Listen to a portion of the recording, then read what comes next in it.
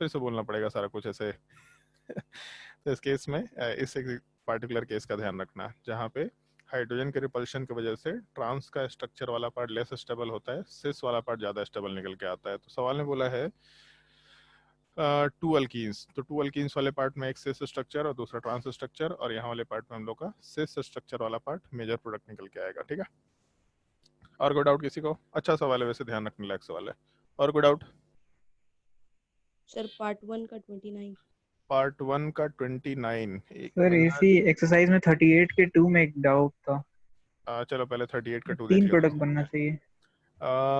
Methyl butane, 2 methyl butane, तो 2 methyl और 2 chloro. हाँ क्या बोल रहे हैं, कितना प्रोडक्ट बनना चाहिए था? बोलो भाई कितना? सर 3 बनना चाहिए। 3 बनना चाहिए। स्टीरियो आइसोमर बोला है क्या? चलो नहीं बोला है। और अल्कीन नहीं बोला सर, है। से हो गया सर। अच्छा स्ट्रक्चर बनाते ही हो गया, चलो होता है ऐसा कभी कभी, मेरे साथ भी हुआ था लाइफ में एक बार। आप इसमें किसको डाउट था भाई इसके पहले 29 में? ये सवाल 29 होमवर्क दे दिए थे क्या हम? Sir part exercise 1 3। का एक्सरसाइज 3। पार्ट 1 का एक्सरसाइज 3?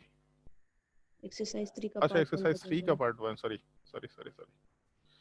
एक्सरसाइज 3, अच्छा 3 अभी और आ गया। एक्सरसाइज 3 का पार्ट 1, इसका 23, ये 29। 29, इसका 29, यही सवाल है। हाँ सर, इसका डी होगा ना आंसर। इसका डी होगा ना आंसर?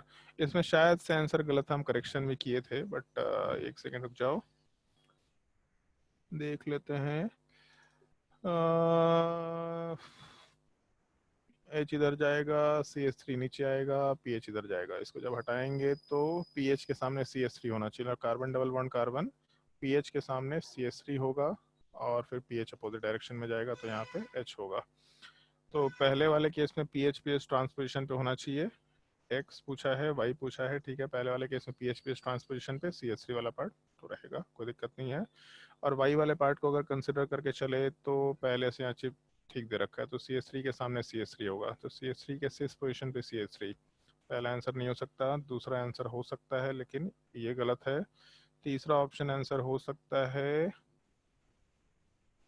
और ये भी सही है, सी ऑप्शन आंसर होगा, थर्ड ऑप्शन। सर उसमें तो एच पहले से ही डायगोनल में है, तो फिर उसको क्यों चेंज करेंगे? हम कहाँ चेंज किए उसको? चेंज करते दिखे क्या यहाँ पे? हम तो सीधा हटा दिए यहाँ से ग्रुप को। ए वाले में।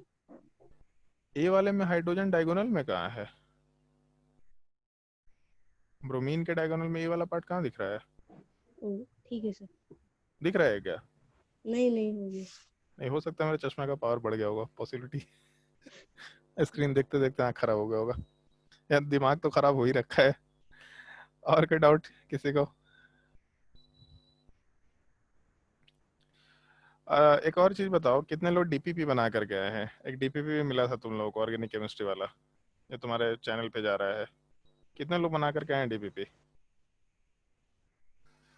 कोई भी नहीं बना करके आया है? एक चीज एकदम रूल बना लो, तुम्हारे डाउट वाले ग्रुप में अगर डीपीपी और बुकलेट इन दोनों के अलावा किसी और बुक का डाउट आया और उस तरह क्वेश्चन मेरे डीपीपी या बुकलेट में होगा तो हम डाउट का जवाब नहीं देने वाले हैं। तो हम देखते हैं बहुत सारे लोग पता नहीं क्या क्या बुक का सवाल डालते रहते हैं। तुम्हारे डीपीपी में उससे भारी भारी सवाल है, तुम्हारे बुकलेट में सेम सवाल है, लेकिन लोगों को पता नहीं क्यों लगता है कि MS चौहान बनाएंगे तो ज़्यादा तेज हो जाएंगे। तुम लोग का इनऑर्गेनिक केमिस्ट्री वाला ही पोर्शन शुरू होने वाला है कुछ दिनों में। जैसे ही तुम्हारा फिजिकल केमिस्ट्री में केमिकल काइनेटिक्स और इलेक्ट्रोकेमिस्ट्री खत्म होगा तो इनऑर्गेनिक केमिस्ट्री का पोर्शन शुरू करेंगे। ऑल दो केमिस्ट्री इलेक्ट्रोकेमिस्ट्री हम खुद ही पढ़ाना चाह रहे हैं, तो हो सकता है कि सरफेस केमिस्ट्री पहले करा दे फिर इनऑर्गेनिक केमिस्ट्री शुरू होगा, मतलब अप्रोक्सीमेटली अगस्त के बाद से, सितंबर अक्टूबर, ये 2 महीने में। तो उत्कर्ष है मेरा स्टूडेंट भी रह चुका, वही तुम लोग को इनऑर्गेनिक केमिस्ट्री पूरा का पूरा डिस्कस करेगा। तो उससे हम पूछे एक चीज़, जब वो यहाँ था बोकारो में तो भी MS चौहान सॉल्व किया था, हम उससे पूछे कि कोटा गया था तो वहाँ MS चौहान सॉल्व किया था क्या? तो नहीं सर वहाँ तो MS चौहान का कोई वैल्यू ही नहीं है, कोई वैल्यू नहीं है। हम लोग के टाइम पे भी कोई वैल्यू नहीं था, पता नहीं यहाँ के लोग ये सब बुक को इतना बेकार बेकार टाइप के बुक को इतना सर पे क्यों चढ़ा लिया है। आज ही का एक एग्जांपल है, कोई तुम्हारे में से एक है नालायक, वो हमको अरिहंत का थ्योरी कोट कर रहा है कि सर अरिहंत में ऐसा दे रखा है। बोले अरिहंत का हम बात क्यों मानेंगे? हम भी कल को बुक लिख देंगे, हम गलत भी पढ़ा देंगे, हम लिख देंगे बुक में सही है तो सही है क्या? एक बुक लिख दी तो हम क्रेडिबल हो गए? तो हमको ये सब चीज़ एकदम बिल्कुल पसंद नहीं। लेकिन ठीक है, हमको मालूम है बोकारो में सारे लोग घटिया हैं और ये घटिया ही काम करते रहते हैं, मजबूरी में ये काम करना पड़ता है। ऑल्दो मेरा मन नहीं करता, बट मजबूरी में ये काम करना पड़ता है कि चलो ठीक है भाई, सब लोग कर रहे हैं तो अब क्या करें। लेकिन ये तब तक के लिए ठीक था जब तक हम डीपीपी नहीं दे रहे थे। बहुत मेहनत से डीपीपी बनवा रहे हैं। अगर वो डीपीपी और बुकलेट के अलावा किसी दूसरे बुक का डाउट हुआ और डीपीपी का होमवर्क कोई डिस्कशन नहीं कर रहा है तो हम उसका रिप्लाई नहीं करने वाले। इनफैक्ट हम बाकी सब्जेक्ट में भी ये चीज़ सर लोगों को बोल रहे हैं कि इस चीज़ का हैबिट डलवाइए, क्योंकि सर लोग खुद भी बोल रहे हैं कि नहीं सर डीपीपी में क्वेश्चंस बहुत अच्छे हैं। अब डीपीपी में मेरा खुद का डीपीपी है, जो रेजिडेंस में हम पढ़े तो वही डीपीपी है, सेम क्वेश्चन हम लोग डलवा रहे हैं। अब मैथ्स का भी मिलना शुरू हो जाएगा, क्योंकि मैथ्स में ए बैच में फंक्शन हो नहीं पाया था तो इसलिए उसका डीपीपी डालने का ज़्यादा सेंस नहीं बनता है। बट अभी डीपीपी मिलना शुरू हो जाएगा तुम लोग को, उसमें भी मैथ्स में भी। और असाइनमेंट तो छोड़ ही दो, असाइनमेंट तो तुम लोग के बस का ही बात नहीं है। तो जो भी डीपीपी जाएगा तुम्हारे ग्रुप में, तुमको एनी हाउ पहले उस चीज़ को सॉल्व करना है। एनी हाउ सॉल्व करना है, कुछ भी हो जाए डीपीपी सॉल्व करना मस्ट कंडीशन है। फिर उसके बाद बुकलेट वाला पार्ट जो होमवर्क मिल रहा है तो करना ही करना है। उसका जो तुमको बुक सॉल्व करना है तो तुम क्लेडन सॉल्व कर लो ऑर्गेनिक केमिस्ट्री में, वो कोई तकलीफ नहीं है। क्लेडन का नाम भी नहीं सुना होगा तुम लोग।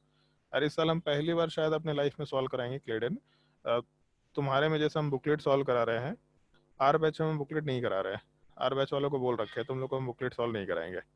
तुम लोग को हम सिंपली ये क्या बोलते हैं, जो बुक्स हैं, जितनी भी ऑर्गेनिक केमिस्ट्री के बुक्स हैं, हम उन बुक्स के थ्रू काम करेंगे। जितने भी ऑर्गेनिक केमिस्ट्री के बुक्स हैं उन सारे के क्वेश्चन सॉल्व करेंगे, क्योंकि उन लोगों को थोड़ा बहुत हम लोग केमिस्ट्री में ओलंपियाड लेवल की भी चीज़ें कराने की कोशिश कर रहे हैं। एक मिनट, थोड़ा एक सेकंड रुक जाओ।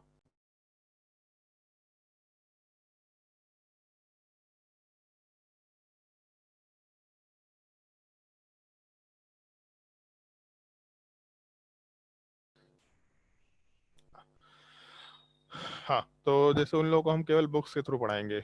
ऐसे लो नहीं हो, सॉरी क्या बोलते हैं, वाला ब्रूस तो हम पढ़वाएंगे भी नहीं उन लोगों को। सोलोमन हो गया, मॉरिसन वर्ड हो गया, क्लेडन हो गया, आईएल फिनार हो गया, तो उन लोगों को ये सब बुक्स ही फॉलो करवाने वाले हैं हम। केवल ये सब बुक्स, ये क्लेडन हमको जहाँ तक मालूम है ऑर्गेनिक केमिस्ट्री के प्रॉब्लम्स के लिए one of the toughest book है, one of the toughest book है केवल ऑर्गेनिक केमिस्ट्री के लिए।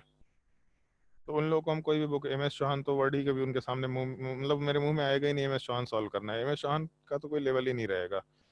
जो असाइनमेंट्स कोटा में चलते हैं डीपीपी के फॉर्मेट में, बुकलेट की बात नहीं कर, बुकलेट तुम्हारे सामने है, ये कोटा का बुकलेट है जो दे रखा है तुम लोगों को।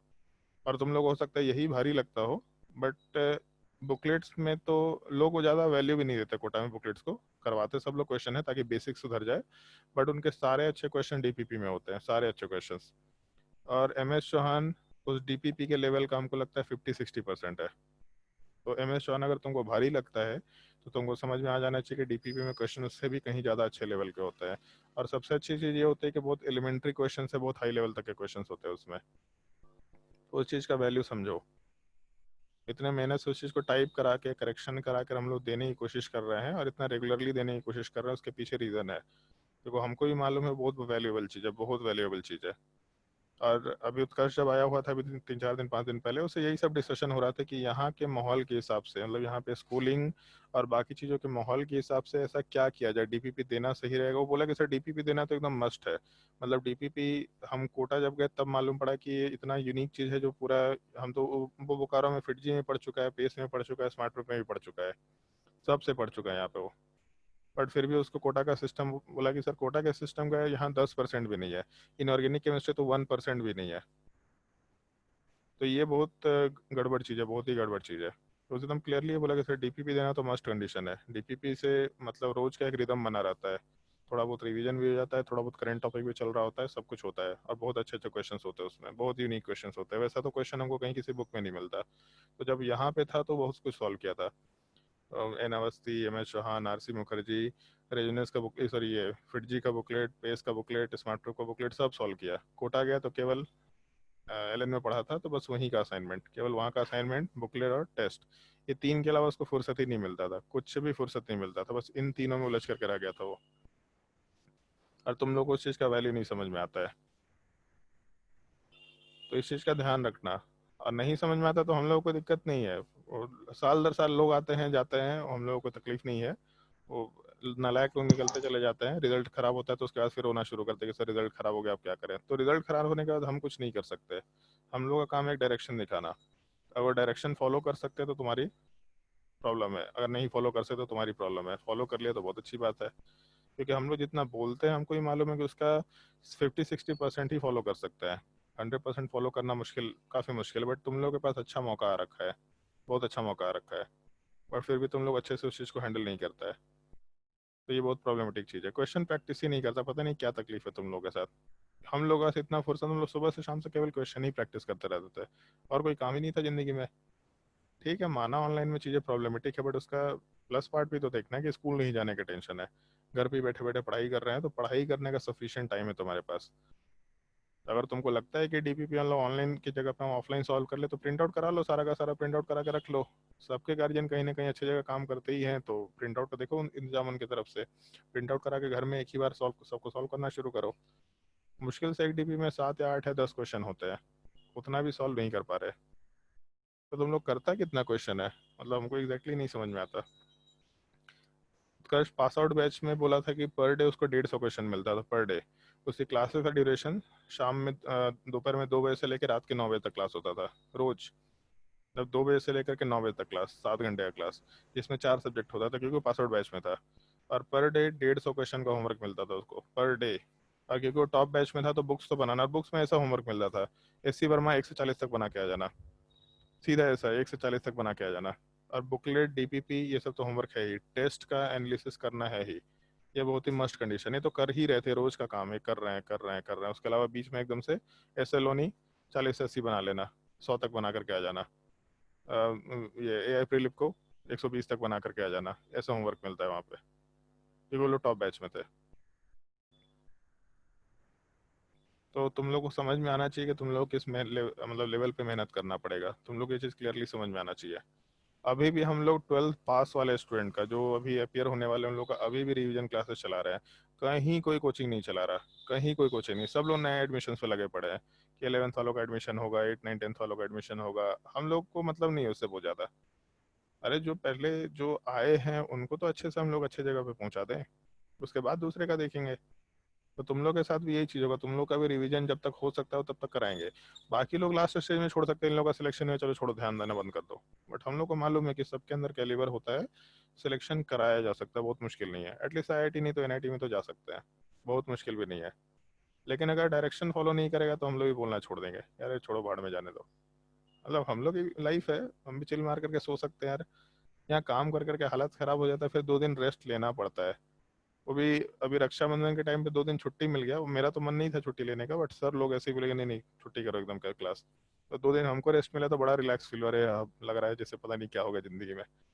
ऐसा लगा कि शरीर से पूरा जो थकान है से दूर होकर उड़ना शुरू हो गया। तब लगा कि नहीं अगले अगले वीक भी छुट्टी मिल जाता तो और अच्छा है। तो पता चला कि रक्षाबंधन, ये सॉरी 15 अगस्त और संडे एक ही साथ है, तो चलो हम लोग को फिर छुट्टी मिल गया। तो हम लोग अपने टाइप से मेहनत करने के लिए रेडी यार। तुम लोगों का कोई इंटेंशन नहीं होता ये क्वेश्चन सॉल्व करे, कोई इंटेंशन नहीं होता। बस गिन चुन करके देखते हैं, 4 5 लोग होते हैं जो डीपीपी या बुकलेट का क्वेश्चन डाउट पूछते हैं, ग्रुप में डालते हैं, देख के मालूम पड़ जाता है। कुछ लोगों को देख के पता चल जाता है कि लोग एम एस चौहान का केवल क्वेश्चन सॉल्व करने में लगे पड़े हैं। तो एम एस चौहान का क्वेश्चन कोई लेवल नहीं है, कोई लेवल नहीं है। और एक्चुअल में उसका लेवल काफ़ी डिफिकल्ट है, तो पहले बेसिक्स क्लियर करो तब एम एस चौहान सॉल्व करो। सीधा सोचेंगे कि हम एकदम बिल्कुल 10वां सीढ़ी पे चले जाएंगे तो फिर पॉसिबल नहीं है, फिर उसमें दिक्कत आएगा ही आएगा। मेरे पढ़ाने से तुम्हारा लेवल एकदम से एम एस चौहान के लेवल पे चला जाएगा, ये प्रॉब्लमेटिक चीज़ है सोचना। मेरे पढ़ाने से तुमको बेसिक्स मिल जाएगा, तुमको मालूम पड़ जाएगा स्टेप बाय स्टेप कैसे जा सकते हैं। उसके बाद तुमको स्टेप बाय स्टेप उस क्वेश्चन को करना है, इसलिए बोलते हैं बुकलेट सॉल्व करो। बहुत एलिमेंट्री क्वेश्चन है इसमें, बहुत ईजी क्वेश्चन, बहुत सिंपल क्वेश्चन है। फिर उसके बाद करो, तुमको भारी असाइनमेंट चाहिए होगा तो हम देंगे तुमको। मतलब अ, मेरे पास बहुत सारे जगह के असाइनमेंट्स पड़े हुए, बहुत सारे जगह के। 107 GB असाइनमेंट है पूरा, 107 पॉइंट समथिंग GB। उससे ज़्यादा की ज़रूरत नहीं पड़ेगी तुम लोग को, सब जगह के असाइनमेंट्स है मेरे पास, सब जगह के भारी आसान सब कुछ है।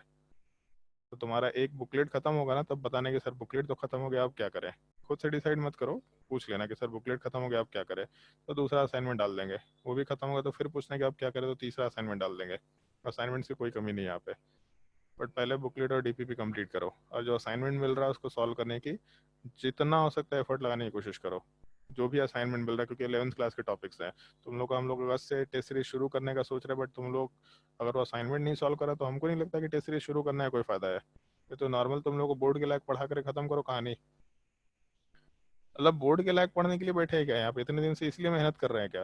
तुम भी मेहनत कर रहा है, हम लोगों से भी मेहनत करा रहा है, पढ़ो फिर। मतलब बोर्ड का ही पढ़ाई करना तब तो हम यार केमिस्ट्री का वीक में 2 दिन क्लास लाके खत्म कर देंगे सिलेबस। काहे को इतना हेडेक लेने जा रहे हैं, इतना स्टीरियो आइसोमरिज्म समझा रहे हैं न्यूमैन प्रोजेक्शन समझा रहे हैं, बॉन्ड को रोटेट करो, दिस करो, दैट करो, भाग बाढ़ में जाओ, कुछ नहीं करना पड़ेगा हमको। तो थोड़ा ध्यान रखना इस चीज़ का। जो भी तुम्हारे ग्रुप में डीपीपी आएगा, मैथ्स फिजिक्स केमिस्ट्री, वो एनी हाउ सॉल्व होना चाहिए, एनी हाउ सॉल्व होना चाहिए, उसमें कोई भी डिले नहीं होना चाहिए। जिस दिन डीपीपी मिलता है उसको सॉल्व करो। अगर प्रिंट आउट करा करके उसको सॉल्व करना है तो प्रिंट आउट करा करके सॉल्व करो, लेकिन कुछ ना कुछ इंतजाम करके रखो उसका, बट उन क्वेश्चंस को सॉल्व करना ही करना है। अगर सॉल्व नहीं कर रहा है तो मेरे हिसाब से बहुत बड़ा मिस्टेक कर रहे हैं। बाकी हम लोगों को दिक्कत नहीं है, बहुत सारे सब लोग सब कुत्ता काशी चला जाएगा तो हड़िया कौन ढूंढूंगा। हम लोग एक कहावत सुनाया जाता था अपने टाइम पे, ये सब लोग आईआईटी ही चला जाएगा तो बाकी जगह पे कौन जाएगा बताओ। ये भी तो सबसे बड़ा पॉइंट है ना। सब लोग एक ही जगह चला जाएगा, सब लोग आईआईटी ही चला जाएगा तो पूरा मान लो कि 10,000 सीट्स होते हैं, 10,000 सीट्स में से तुम ही लोग चला जाएगा 50-60, तो फिर बाकी जगह कैसे काम चलेगा? ऐसे थोड़ा ना होता है। चलो भाई, लास्ट क्लास में क्या पढ़ाया था एक बार देख लेते हैं। किसी को कोई और डाउट है तो पूछ सकता है, अगर डाउट नहीं तो। सर पॉला प्रूफ में हाँ ये अच्छा, हाँ स्टी कॉलम रीडिंग रीडिंग भी बोले थे ना बहुत सारा। हाँ सर। यह है कोई रीडिंग? Yes sir. बोलो क्या डाउट है। ये स्टीरियो आइसोमरिज्म ऑफ E2 में एक सॉहर्स प्रोजेक्शन का एक पॉइंट है सर, एक एक मिनट बता सेकंड, रहे। एक सेकंड, हम बुक निकाल रहे हैं, स्क्रीन पर रुक जाओ। Yes sir. पेज नंबर हाँ 414। ठीक है ठीक है ठीक है, एक सेकंड रुक जाओ।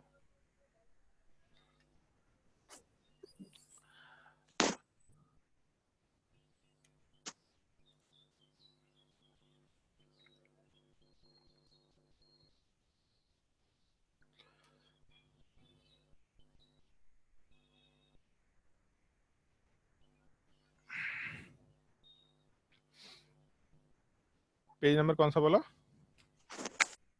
413। ओके, आने दो फाइल। चलो ठीक है, तब तक उधर फाइल इंसर्ट हो रहा है, ओपन कर लेते हैं फाइल। ठीक है सर। हाँ पेज नंबर 413, एक मिनट। हाँ यही, बताओ भाई। इसके नीचे सर नेक्स्ट पेज। हाँ बोलो। 414। हाँ यस सर। ये पहला पॉइंट जो लिखा है ना कौन सा? ऊपर, ये नहीं, सॉहर्स प्रोजेक्शन ऊपर में। ये के ऊपर? ये फर्स्ट पॉइंट सर 414 का पहला पॉइंट है। ये पॉइंट बोल नहीं रहा है? उससे भी ऊपर, ये पॉइंट है उस ना? उसके भी ऊपर है सर। इसके ऊपर हाँ हाँ हाँ वही वाला, यही वाला सॉहर्स प्रोजेक्शन वाला सर। 414 में जो सबसे पहला पॉइंट हाँ यस सर। है ना, पहला पॉइंट में जो सेंटेंस है। इसको जिसको हाईलाइट किया हम अभी, हाँ ठीक है। उसके नीचे इन साइन एलिमिनेशन द हाँ इलेक्ट्रॉन है, वो वाला नहीं समझ में आया सर क्या मतलब। एक मिनट। सौर प्रोजेक्शन रिवील्स, एक सेकंड थोड़ा जूम कर लेते हैं चीज को। Sawhorse projection reveals another reason for anti elimination is favoured, ठीक है। In syn elimination the electrons of the departing hydrogen move to the front side, ठीक है, और front side of the carbon bonded to the X. यही point बोल रहा है, पहला जो लाइन यहाँ से यहाँ तक दे रखा है। हाँ वही, वो ये कैसे हेल्प कर रहा है। लास्ट क्लास में तुम लोग को इस चीज के बारे में शायद मेंशन किए थे, एक्सप्लेन किए थे। जैसे मान लो कि बेस वाला पार्ट अगर हाइड्रोजन के साथ कंबाइन किया, यार यहाँ पे नोट करने का कुछ ऑप्शन है क्या? मान लो कि यहाँ पे बेस वाला पार्ट जो है हाइड्रोजन के साथ कंबाइन किया, ठीक है। तो अगर हम लोग के हाइड्रोजन के साथ कॉम्बिनेशन हो रहा है, आ, इधर तो मुश्किल ही है, एक मिनट। अरे ठीक है, तो लास्ट क्लास में जैसे तुम लोग को एक्सप्लेन किया था कि जैसे जिस साइड से हाइड्रोजन हटेगा तो उधर का दोनों इलेक्ट्रॉन अगर सामने जाएगा तो हेलोजेंस भी अगर उसी साइड में है तो वहाँ प्रॉब्लम क्रिएट होगा। जैसे मान लो कि अगर हम लोग एक मिनट एक्सप्लेन करते हैं इस चीज़ को।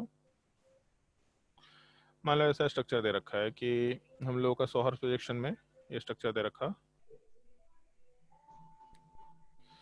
एक कार्बन पे हाइड्रोजन है, दूसरे कार्बन वाले पार्ट पे हेलोजन।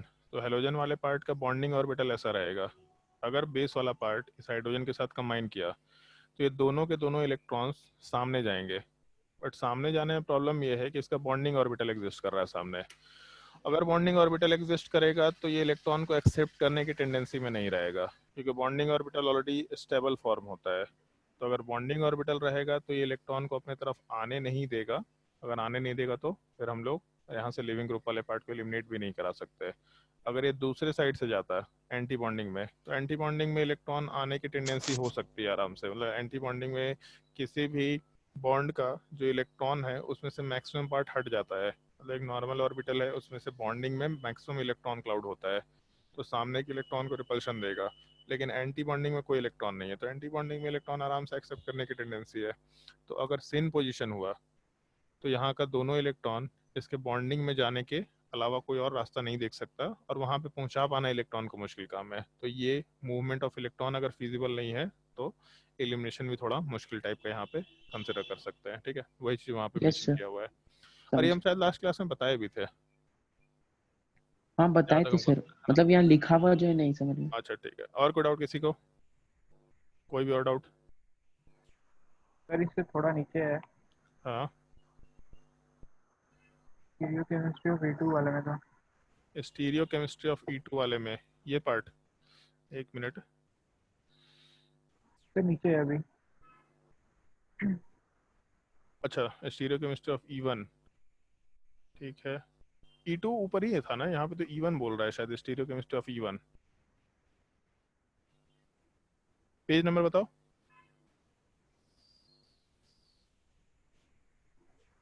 क्योंकि एक E2 तो शायद सेकंड सर। ऊपर, E2 तो ऊपर दिखाई दिया था, स्टीरियो हाँ केमिस्ट्री ऑफ ये E2। इसमें है क्या डाउट? सर एक मिनट, देख के बताओ आराम से।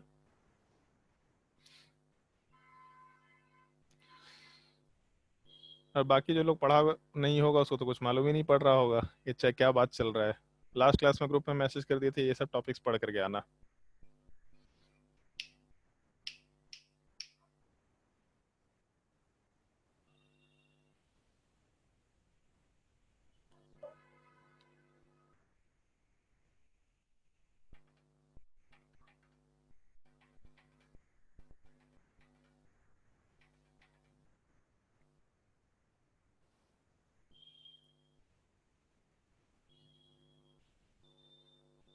हाँ सर इसी पार्ट में नीचे है। हाँ बोलो। सर एक और पेज। ये पार्ट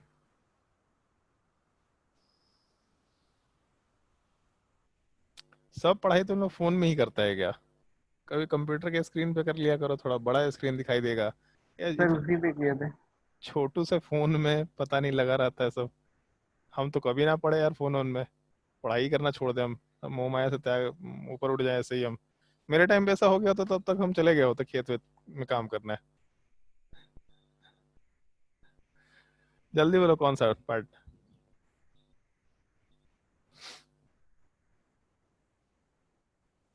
वैसे ये टॉपिक हम तुम लोग को इसलिए पढ़ने बोले थे ताकि ये एग्जाम्पल वाला पार्ट देख पाओ। यहाँ जो एग्जाम्पल दे रखा है अच्छा एग्जाम्पल दे रखा है कि हम लोग का वेज डैश प्रोजेक्शन में हम लोग किस तरीके से ग्रुप को हटा करके बाकी ग्रुप से एक दूसरे के सामने ला सकते हैं। तो एक चीज़ देख करके मालूम पड़ रहा है यहाँ पे, जैसे इस स्ट्रक्चर में यहाँ पे जब हम लोग बेस वाले पार्ट को कंसिडर किए तो बेस वाले पार्ट से जब हम लोग इस हाइड्रोजन वाले पार्ट को हटाए तो जो चीज़ सॉलिड पे है CH3 उसके सामने दूसरा सॉलिड वाला पार्ट, क्योंकि हाइड्रोजन और ब्रोमीन तो हट जाएगा, तो जो चीज़ सॉलिड पे है उसके सामने दूसरा ग्रुप सॉलिड पे, उसी को एक दूसरे के सामने डाला जाएगा अपने अल्कीन वाले पार्ट में। मतलब डबल बॉन्ड में CH3 सॉलिड पे था और दूसरे कार्बन पे हाइड्रोजन सॉलिड पे था, उन दोनों को एक साइड डाल दिया गया। और C6H5 डैश्ड पे था, CH3 डैश्ड पे था, तो इन दोनों को एक साइड रख दिया गया। इस टाइप से प्रोडक्ट आराम से बनाया जा सकता है। अरे मिला भी तुमको सवाल कि नहीं मिला? चलो छोड़ो, अब हम नेक्स्ट क्लास में डिस्कस करेंगे उस चीज़ को, पढ़ करके देख लेना क्या पढ़ाए थे लास्ट क्लास में। एक बार उसका डिस्कशन कर लेते हैं। कुछ क्वेश्चंस हम लोग शायद दिए थे, कहाँ दिए थे भाई? अच्छा ये था। ओके, चलो ध्यान दो। जैसे क्वेश्चन नंबर 4 वाले पार्ट पे आते हैं। क्वेश्चन नंबर 4 वाले पार्ट में अगर हम लोग एल्कोहलिक केओएच वाला पार्ट मेंशन करके चलेंगे तो एल्कोहलिक केओएच वाला जो पार्ट है वो E2 एलिमिनेशन कराएगा, डीहाइड्रोहेलोजिनेशन। तो सबसे पहला काम अल्फा कार्बन मार्क किया, अल्फा से अटैच्ड सारे के सारे बीटा कार्बन मार्क किया। यहाँ से जब हम लोग लिविंग ग्रुप को हटाएंगे तो बीटा कार्बन से हाइड्रोजन हटा सकते हैं। तो इस केस में दो पॉसिबिलिटीज है बॉन्ड वाले पार्ट को बनाने की, आराम से ऐसा कंसिडर कर सकते हैं। शायद ये क्वेश्चन डिस्कस किया था जहाँ तक हमको ध्यान है, चलो नहीं डिस्कस किया था तो देख लेते हैं। तो इस केस में आराम से हाइड्रोजन को हटा करके एक प्रोडक्ट इस साइड से बना सकते हैं हम लोग, और दूसरे साइड से अगर हाइड्रोजन को हटाएंगे तो यहाँ वाले पार्ट में डबल बॉन्ड का फॉर्मेशन करा सकते हैं। मतलब एक ये भी प्रोडक्ट आराम से पॉसिबल हो सकता है। उसके बाद क्वेश्चन नंबर 5 और मेजर की अगर बात करें हम लोग तो पहला वाला अल्कीन ज़्यादा स्टेबल है मतलब मेजर प्रोडक्ट होगा, दूसरा वाला अल्कीन लेस स्टेबल है मतलब माइनर प्रोडक्ट होगा। क्वेश्चन नंबर 5 वाले पार्ट में जो ब्रोमीन है अगर इसको हटाएंगे यहाँ से तो अल्फा कार्बन मार्क किया पहले, फिर एक बीटा कार्बन, और दोनों कार्बन एग्जैक्टली सेम टाइप का है तो दोनों में से किसी एक बीटा कार्बन को मार्क करते हैं। इस केस में जब ऊपर वाले हाइड्रोजन को हटाएंगे तब उस केस में डबल बॉन्ड भी ऊपर वाले कार्बन के साथ बनेगा। मतलब जिस कार्बन के ऊपर ब्रोमीन है और कार्बन के ऊपर हाइड्रोजन, अगर उन दोनों को हटाएंगे तो वहाँ डबल बॉन्ड बना सकते हैं। उसके अलावा बीटा कार्बन से जब हाइड्रोजन को हटाएंगे तो हम लोगों का दूसरा डबल बॉन्ड वाला पार्ट उन दोनों कार्बन के बीच में बनेगा जहाँ पे हम लोग लिविंग ग्रुप को हटा रहे थे। तो यहाँ से हम लोग का सेकेंड वाला पार्ट आराम से मेजर प्रोडक्ट दिख रहा है क्योंकि मोस्ट स्टेबल अल्कीन कंसिडर कर सकते हैं। फिर क्वेश्चन नंबर 6 वाले पार्ट में अल्फा कार्बन एक है और बीटा कार्बन भी एक ही है। तो अगर यहाँ से अल्फा कार्बन को हटाएंगे, बीटा पोजीशन से हाइड्रोजन को हटाएंगे तो इन दोनों के बीच में डबल बॉन्ड का फॉर्मेशन होगा। मतलब यहाँ पे केवल एक ही डबल बॉन्ड बनाने की पॉसिबिलिटी है, केवल एक प्रोडक्ट बना के ला सकते हैं। क्वेश्चन नंबर 7 में अल्फा कार्बन तो है बट बीटा कार्बन भी है, लेकिन बीटा कार्बन पे कोई भी हाइड्रोजन नहीं है। तो अगर डीहाइड्रोहेलोजिनेशन होना है और वहाँ पे हाइड्रोजन ही नहीं है तो इस केस में यहाँ से लिविंग ग्रुप वाले पार्ट को हटा ही नहीं सकते, मतलब यहाँ पे कोई प्रोडक्ट का फॉर्मेशन नहीं होगा, ऐसा बोल सकते हैं। क्वेश्चन नंबर 8, ब्रोमीन वाला पार्ट अल्फा कार्बन है और इससे अटैच दो बीटा कार्बन है और बीटा कार्बन वाले पार्ट पे हाइड्रोजन प्रेजेंट भी है। और लास्ट क्लास में एक पॉइंट मेंशन किया था, E2 elimination is anti elimination. तो दोनों लिविंग ग्रुप एंटी पे होने चाहिए। तो अगर ब्रोमीन वाला पार्ट सॉलिड पे है तो इसका मतलब हाइड्रोजन वाले पार्ट को डैश पे होना पड़ेगा। तो अगर ब्रोमीन और हाइड्रोजन हटेगा इसका मतलब इन दोनों के बीच में डबल बॉन्ड बन सकता है। तो एक पॉसिबिलिटी ये ले लेते हैं हम लोग कि यहाँ हाइड्रोजन 1 को हटाए, तो यहाँ से डबल बॉन्ड बनाएंगे और जो ग्रुप सॉलिड पे है जिस पे कोई रिएक्शन नहीं हुआ वो जैसा है वैसा के वैसे ही छोड़ देंगे। और एक चीज़ ध्यान रखना, जैसे ही हम लोग का राइट साइड वाला कार्बन पे डबल बॉन्ड बना मतलब sp2 कार्बन, और sp2 कार्बन तो प्लानर स्ट्रक्चर होता है, मतलब ट्रायंगुलर प्लानर स्ट्रक्चर होता है। तो वहाँ सॉलिड और डैश्ड बोलने का कोई ज़्यादा सेंस नहीं बनेगा, उसको यहाँ पे हम लोग आराम से छोड़ सकते हैं एक नॉर्मल लाइन के फॉर्मेट में। ये पहला स्ट्रक्चर बन रहा होगा, ठीक है। और जब हम लोग H2 वाले पार्ट को हटाएंगे तो यहाँ से डैश्ड पे हाइड्रोजन है, सॉलिड पे ब्रोमीन है, आराम से दोनों ग्रुप्स को हटा सकते हैं। अगर दोनों ग्रुप्स को हटाएंगे तो इस बार हम लोग का डबल बॉन्ड लेफ्ट साइड में बनेगा। जिस कार्बन पे कोई रिएक्शन नहीं हुआ है वो सॉलिड के सॉलिड पे रह जाएगा, और उसके अलावा जो दूसरा CH3 है उसको हम लोग को नॉर्मल लाइन पे डालना पड़ेगा। एक काम करते थोड़ा बॉन्ड छोटा कर देते हैं। यहाँ जो दूसरा CH3 वाला पार्ट है इसको हम लोग नॉर्मल लाइन पे डाल सकते हैं। तो नॉर्मली बोल सकते हैं कि सर दोनों तो सेम स्ट्रक्चर है, दोनों में डिफरेंस तो थोड़े ना है, लेकिन तुम लोग को पहले ही बताया था ये चीज़ कि अगर स्टीरियो केमिस्ट्री का सवाल होगा तो ऑल दो देखने में दोनों कार्बन सेम टाइप के लग रहे हैं बट फिर भी दोनों पे रिएक्शन करा के प्रोडक्ट बना के देखना। क्योंकि अगर इन दोनों प्रोडक्ट्स को कंसिडर करें हम लोग तो ये दोनों के दोनों ऑप्टिकली एक्टिव कंपाउंड है क्योंकि एक कैरल सेंटर है और साथ ही साथ मिरर इमेज भी है। तो अगर ऑप्टिकली एक्टिव कंपाउंड है और मिरर इमेज है इसका मतलब इनैंशोमर होगा, और अगर इनैंशोमर है इसका मतलब total number of product including stereoisomer 2 के बराबर बोल सकते हैं। तो जब भी कभी हम लोग के क्वेश्चन में स्टीरियोआइसोमरिज्म का सवाल होगा तो देख के अगर दो बीटा कार्बन सेम टाइप के भी लगेंगे तो भी दोनों तरफ से प्रोडक्ट बना के स्टीरियोआइसोमरिज्म चेक करके ही आंसर बताना, अदरवाइज आंसर मत बताना। इस एक चीज का थोड़ा ध्यान रखना। क्वेश्चन नंबर 9 की बात करते हैं। क्वेश्चन नंबर 9 वाले पार्ट में ब्रोमीन सॉलिड पे है और इसके बगल वाले कार्बन में जैसे अल्फा से अटैच दो बीटा कार्बन है, लेकिन दोनों तरफ हाइड्रोजन वाला पार्ट सॉलिड पे ही है। जबकि डीहाइड्रोहेलोजिनेशन में जो दोनों लिविंग ग्रुप है ये एंटी होने चाहिए, मतलब अगर एक सॉलिड पे है तो दूसरा डैश्ड पे होना चाहिए। तो इस साइड तो कोई एलिमिनेशन हम लोग का नहीं हो सकता, दूसरे साइड भी दोनों लिविंग ग्रुप सॉलिड पे है तो इधर भी एलिमिनेशन नहीं हो सकता है। इसका मतलब यहाँ के केस में हम लोग कोई एलिमिनेशन नहीं करा सकते। इस इक्वेशन का थोड़ा ध्यान रखना होगा। सर हाँ बोलो। या इवन एलिमिनेशन नहीं होगा क्या? इवन E2 नहीं एलिमिनेशन नहीं, ऊपर लिख रखे हैं शायद से E2 प्रोडक्ट बनाना है हम लोग को, ठीक है। इवन अच्छा एलिमिनेशन के लिए जो कंडीशन है वो अगर हम लोग फुलफिल करा दे तो इवन एलिमिनेशन हो सकता है। हम ऐसा नहीं बोल रहे कि रिएक्शन नहीं हो सकता। जैसे SN1 में भी अल्काइल हैलाइड था, SN2 में भी अल्काइल हैलाइड था, E1 में भी है और E2 में भी है। लेकिन यहाँ क्वेश्चन में मेंशन कर दिया था कि E2 एलिमिनेशन प्रोडक्ट बनाना है, तो हम लोग इसलिए E2 एलिमिनेशन यहाँ पे नहीं करा सकते। इस एक चीज का ध्यान रखेंगे। कभी यस भी मान लो जैसे 100 मोल लेके चले रिएक्टेंट का, तो 100 मोल का 100 मोल E2 एलिमिनेशन फॉलो नहीं करेगा। कुछ कुछ केसेस हैं जहाँ पे 100% एक ही रिएक्शन होता है, बट 100% इन जनरल एक ही रिएक्शन फॉलो नहीं होता। SN1 भी हो सकता है, SN2 भी हो सकता है, E1 भी हो सकता है, E2 भी हो सकता है। इन चारों में सबसे ज्यादा डोमिनेटिंग मैकेनिज्म कौन सा है, ये फैक्टर्स के हिसाब से हम लोग डिसाइड करके चलेंगे कि कौन सा फैक्टर किस पार्ट को ज्यादा डोमिनेट करा रहा है। अगर फैक्टर SN1 को ज्यादा डोमिनेट कराएगा तो हम लोग के 100 मोल में से हो सकता है 80 मोल 85 मोल SN1 पाथवे को फॉलो कर रहा है। अगर SN2 को ज्यादा डोमिनेट कर रहा है रिएक्शन मैकेनिज्म या कंडीशंस, तो 80 मोल 85 मोल 90 मोल हो सकता है SN2 की तरफ से जाए, लेकिन 10 मोल 5 मोल कुछ तो अमाउंट होगा जो बाकी बचे मैकेनिज्म को फॉलो कर रहा होगा। तो 100% यहाँ पे कुछ नहीं होगा। 100% कुछ रेयर केसेस में होगा, लेकिन इन जनरल चारों ही मैकेनिज्म होंगे। हमेशा सवाल में मेजर प्रोडक्ट रहेगा। मेजर का मतलब क्या है, तो हम लोग जो कंडीशन के हिसाब से मोस्ट डोमिनेटिंग मैकेनिज्म मानते हुए काम कर सकते हैं, हम लोग को इस चीज का कंसिडरेशन लेकर के चलना होगा नॉर्मली, ठीक है। क्वेश्चन नंबर 10 की बात करते हैं। क्वेश्चन नंबर 10 वाले पार्ट में हम लोग का सिस प्रोडक्ट बनेगा, ट्रांस प्रोडक्ट बनेगा। मेजर शायद बोला हुआ था यहाँ पे सिस सर। सिस। सौम्या, सिस होगा या ट्रांस होगा? Sir trans. ट्रांस क्यों? सर क्योंकि दो बड़ा ग्रुप्स अपोजिट साइड ही ज्यादा स्टेबल होता है। लेकिन यहाँ तो ग्रुप ऐसा लिखा रखा है, तो अगर यहाँ से ग्रुप को हटाएंगे तो CH3 के सामने तो PH आएगा। बताओ।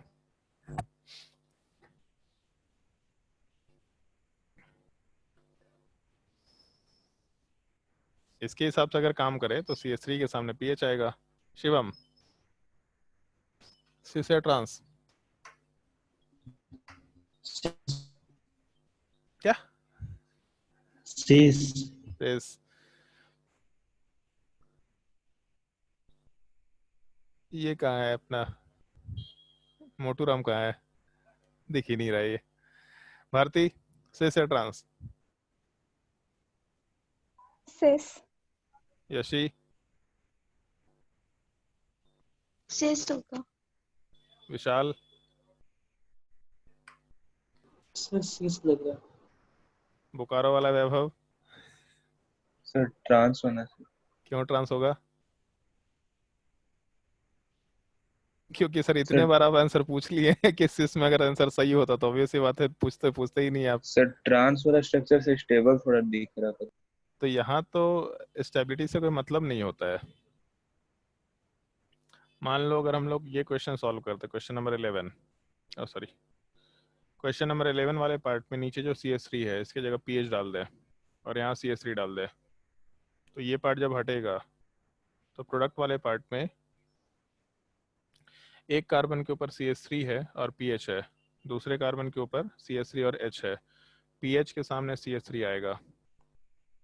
ऑल्दो ये पार्ट लेस स्टेबल है क्योंकि बड़े ग्रुप्स सेम साइड में है, ऑल्दो ये लेस स्टेबल है, बट फिर भी यही प्रोडक्ट बनेगा। इनफैक्ट यही प्रोडक्ट बनेगा और कुछ बनेगा ही नहीं, क्योंकि लास्ट क्लास में स्टीरियो केमिस्ट्री में प्रिसाइजली मेंशन किया था और बोला भी था, इसलिए स्टीरियो केमिस्ट्री 2 का इंपॉर्टेंट होता है कि हम लोग इन जनरल जब प्रोडक्ट का फॉर्मेशन कराते हैं तो प्रोडक्ट के फॉर्मेशन के टाइम पे हम लोग के कन्फिग्रेशन के हिसाब से डिसाइड होगा कि प्रोडक्ट क्या बनना है, सिस या ट्रांस। प्रोडक्ट के स्टेबिलिटी से मतलब नहीं होता है हम लोगों को।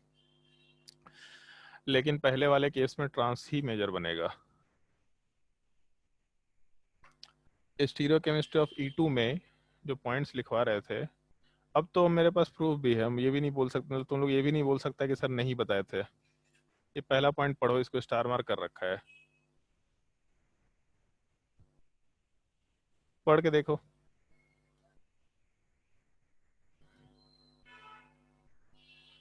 हाँ सर। हाँ सर का क्या मतलब होता है?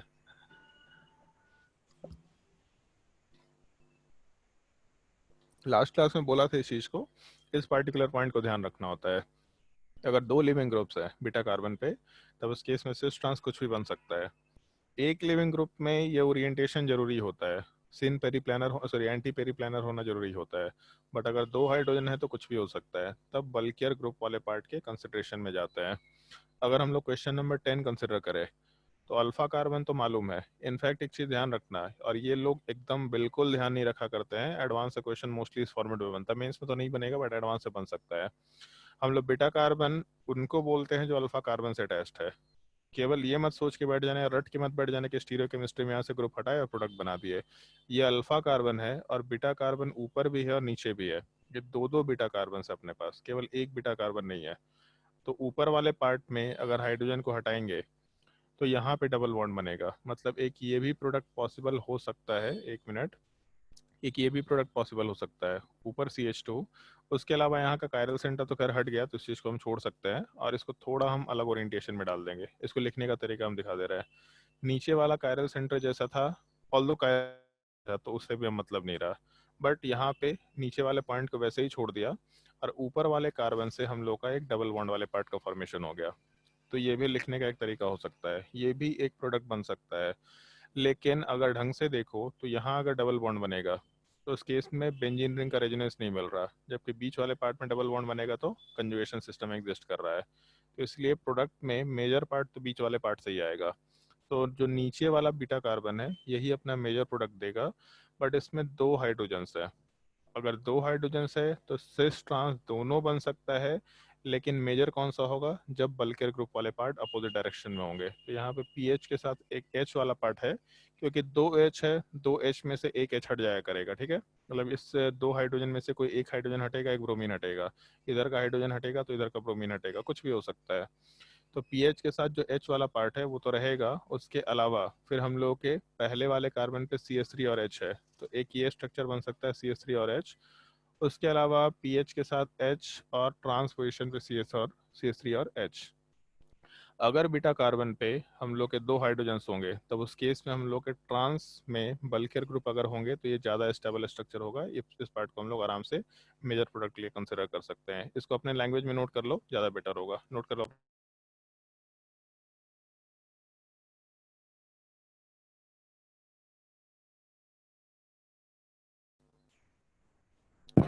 और इस क्वेश्चन को भी स्टार मार्क करके रखना, थोड़ा ध्यान रखने लायक क्वेश्चन है। एक ही क्वेश्चन में तीन पार्ट है इसमें बेसिकली। एक तो ये पार्ट के दो प्रोडक्ट बन सकता है, दूसरा स्टीरियो केमिस्ट्री वाले पार्ट में सिस ट्रांस में यहाँ पे ट्रांस मेजर होगा, लेकिन इन जनरल ट्रांस जरूरी नहीं कि मेजर हो, क्योंकि वहाँ वाले पार्ट में हम लोग और भी वेरिएशन पुट अप कर सकते हैं। बस बीटा कार्बन पे अगर दो लिविंग ग्रुप है तो हम लोग सिस ट्रांस कुछ भी बना सकते हैं।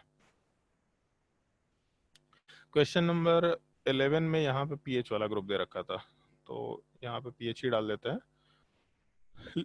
लिविंग ग्रुप आराम से हटेगा और हटने के बाद हम लोग के CH3 के सामने CH3 जाएगा। या फिर हम सजेशन देंगे कि एक काम करो, यहाँ पे यही ग्रुप रख लो तो ज़्यादा बेटर है, ताकि सिस ट्रांस वाले पार्ट का कंफ्यूजन ना हो। मेरे हिसाब से ज़्यादा बेटर होगा। उस क्वेश्चन में थोड़ा सा मॉडिफिकेशन कर लो, जहाँ पे पीएच और CH3 उन दोनों को आपस में चेंज करके रखो, ताकि सिस ट्रांस वाले पार्ट का कंफ्यूजन यहाँ इस क्वेश्चन को देखने से दूर हो जाए। ट्रांस से मतलब नहीं है, पूरे रिएक्टेंट के कन्फिग्रेशन से मतलब है, ये चीज़ बहुत मैटर करेगा।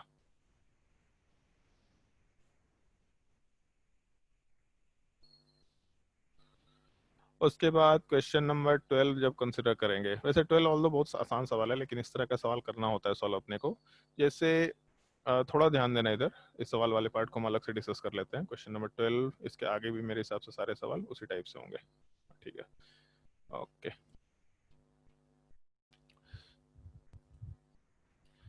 मान लो जैसे क्वेश्चन नंबर हम 12 की बात करते हैं, तो क्वेश्चन नंबर 12 वाले पार्ट में, अरे यार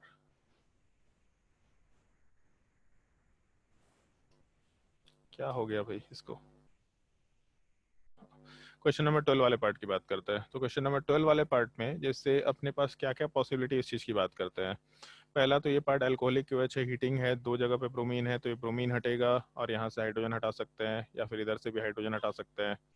तो डबल बॉन्ड राइट साइड में या लेफ्ट साइड में बन सकता है, एक पॉसिबिलिटी। दूसरा ब्रोमीन जब हटेगा तो इसके हिसाब से भी हम लोग यहाँ के एक हाइड्रोजन को, एक मिनट, इधर साइड के हाइड्रोजन वाले पार्ट को आराम से हटा सकते हैं।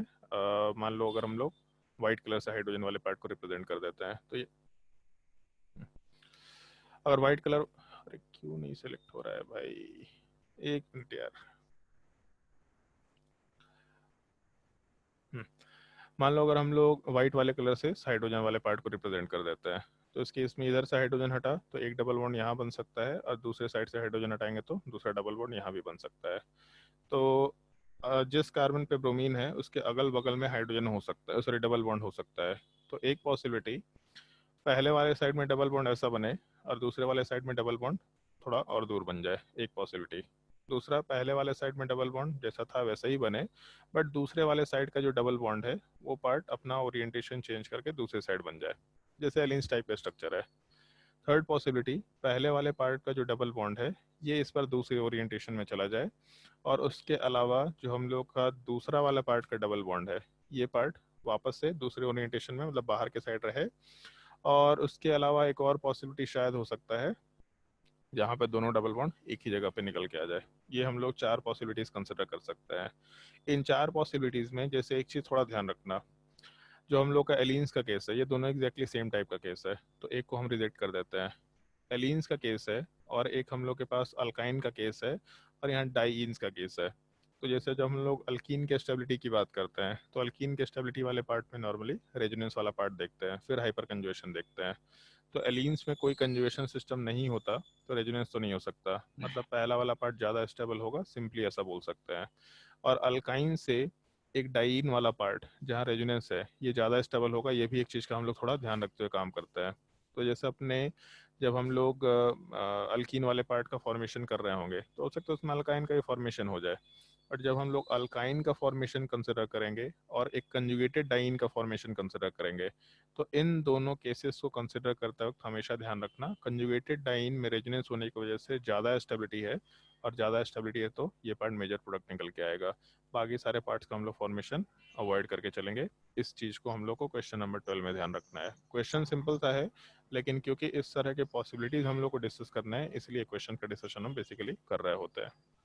लेकिन मान लो जैसे क्वेश्चन नंबर 13 की बात करते हैं, तो क्वेश्चन नंबर 13 वाले पार्ट में वापस से सेम कंसिडरेशन है कि जो ब्रोमीन वाला पार्ट है वो हटेगा, तो डबल बॉन्ड खैर एक ही कार्बन पे ब्रोमीन है, और इस चीज़ को हम लोग जब एक ही कार्बन के ऊपर ब्रोमीन होता है तो इस चीज़ में हम लोग टर्म जेमिनल डाइहैलाइड वर्ड यूज़ कर सकते हैं। लिखने का तरीका होता है, एक ही कार्बन के ऊपर अगर ग्रुप होते हैं तो इस केस में जेमिनल वर्ड यूज़ कर सकते हैं, या फिर सिंपली उसको जेम डाइहैलाइड भी बोल सकते हैं। ये नाम रिपीट होगा बाद में, तो अभी के लिए याद रखने की ज़रूरत नहीं है।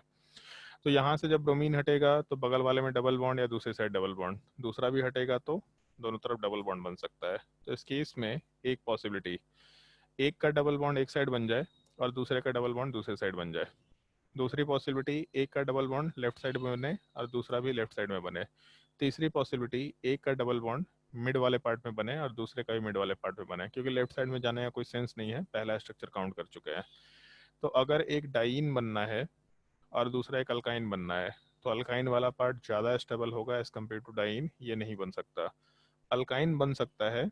अब अल्काइन में वापस से सेम चीज़, जैसे अल्कीन का स्टेबिलिटी है वैसे ही अल्काइन का स्टेबिलिटी है। तो सेकंड वाले स्ट्रक्चर में और थर्ड वाले स्ट्रक्चर में ज़्यादा स्टेबल कौन सा होगा? तो सेकंड वाले केस में हम लोग के पास 2 हाइपर कंजुगेशन है यहाँ के हाइड्रोजन से, और थर्ड वाले केस में हम लोग के पास टोटल 6 हाइपर कंजुगेशन है। तो इसका मतलब 6 हाइपर कंजुगेशन ज़्यादा स्टेबिलिटी देगा। अगर ज़्यादा स्टेबिलिटी देगा इसका मतलब आराम से मेजर प्रोडक्ट के लिए यूज़ कर सकते हैं हम लोग। तो अपने क्वेश्चन नंबर 13 वाले पार्ट में हम लोग का जब एक ही कार्बन के ऊपर 2 ब्रोमीन होगा तो कंजुगेटेड डाइन बन नहीं सकता, तब उस केस में ट्रिपल बॉन्ड बनाने के अलावा अपने पास कोई ऑप्शन नहीं रहेगा। ट्रिपल बॉन्ड में देख लेना कि कौन से साइड का ट्रिपल बॉन्ड ज़्यादा स्टेबल रहेगा, उसके हिसाब से आराम से प्रोडक्ट बना सकते हैं।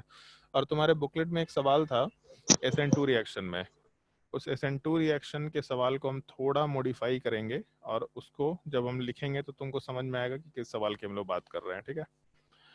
उसके बाद क्वेश्चन नंबर 14 की बात करते हैं। जैसे क्वेश्चन नंबर 14 में भी एक पॉइंट ध्यान रखना है, अगर ये ब्रोमीन हटेगा और हाइड्रोजन हटेगा तो double bond left side right side इस टाइप से आराम से बन सकता है। तो अगर हम लोगों का एक डबल बॉन्ड वाला पार्ट लेफ्ट साइड में बना, एक राइट साइड में बना, तो ये स्ट्रक्चर बन सकता है। दूसरा, हम लोगों का अगर ट्रिपल बॉन्ड बना तो लेफ्ट साइड या राइट साइड कहीं भी बनाओ ट्रिपल बॉन्ड ही है। तो एक चीज बताओ यहाँ पे डेविड, जब ट्रिपल बॉन्ड बनेगा तो यहाँ हाइब्रिडाइजेशन क्या होगा कार्बन का?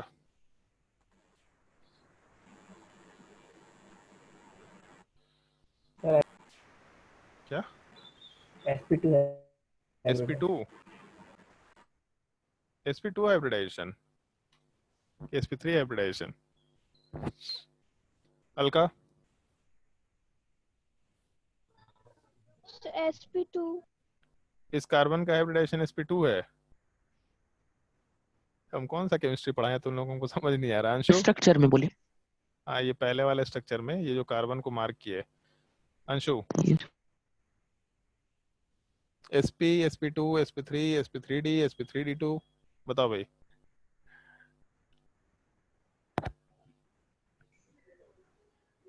sp2 अच्छा,